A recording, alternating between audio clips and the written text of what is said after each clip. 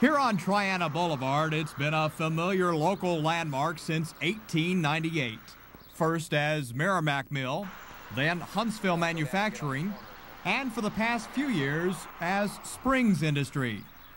Today, the big plant that changed cotton into cloth closed for good.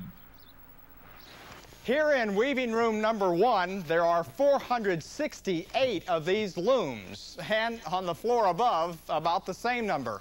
And when they were all operating, they cranked out some 600,000 yards of cloth every week. We're going to be missing around this place, ain't we? You better believe it. Sure, we've been together, what, 33 years? Something like that. We're going to be really missing.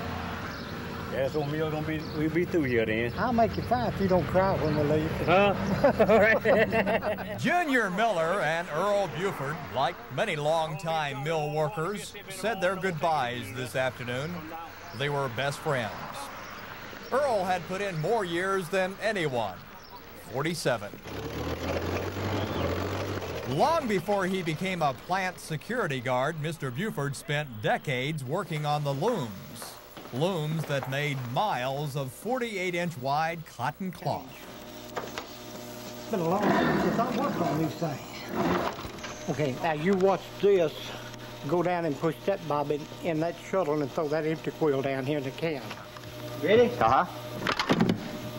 He did it. Yeah, threw the empty one in there. How about that? You remember that, huh?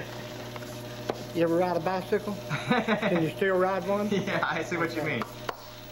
When each of the more than 3,000 looms was in operation, the place was full of sound, full of commerce. Tonight, they're all quiet. After nearly a century in the business, the looms are still. This is Dick Curtis at large.